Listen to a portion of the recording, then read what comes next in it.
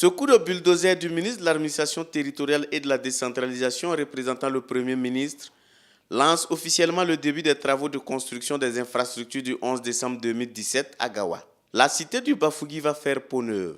Une cité du 11 décembre, une salle polyvalente, un stade régional, un marché, une gare routière, 50 km de bitume et la réhabilitation de la piste d'atterrissage sont entre autres les réalisations attendues avec un budget estimé à plus de 26 milliards de francs CFA.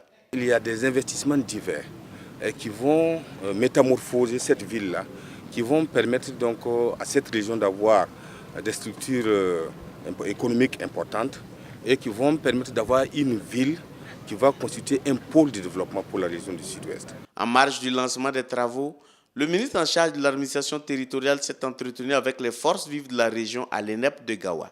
Celles-ci ont témoigné leur engagement auprès du gouvernement, gage d'une commémoration réussie des festivités marquant l'accession à l'indépendance du Burkina Faso.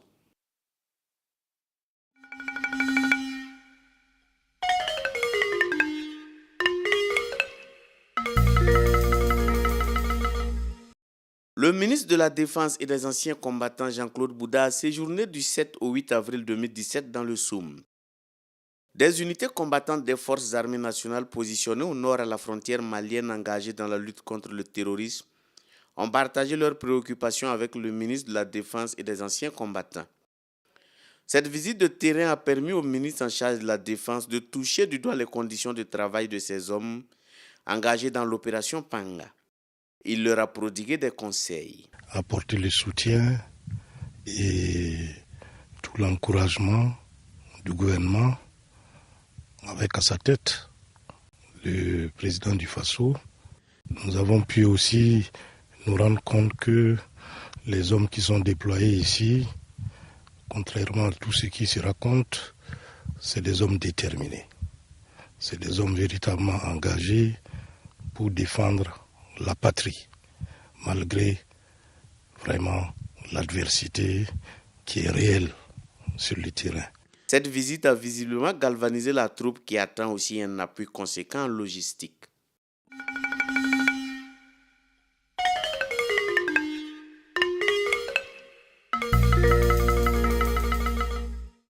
Le ministre de la Sécurité a effectué une tournée du 8 au 11 avril 2017 dans les régions du Nord, du Sahel et du Centre-Nord.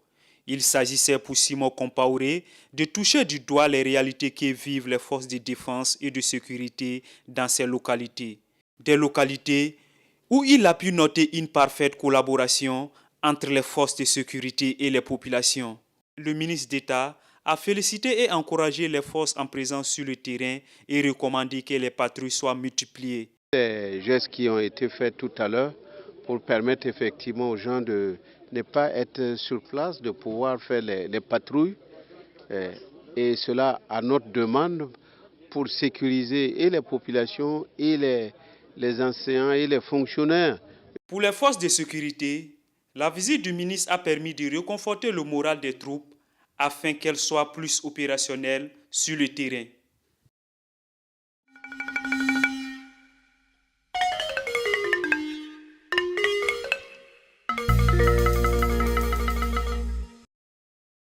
Le ministre de la Communication et des Relations avec le Parlement, porte-parole du gouvernement, a rencontré le mardi 11 avril 2017 les directeurs de la communication et de la presse ministérielle.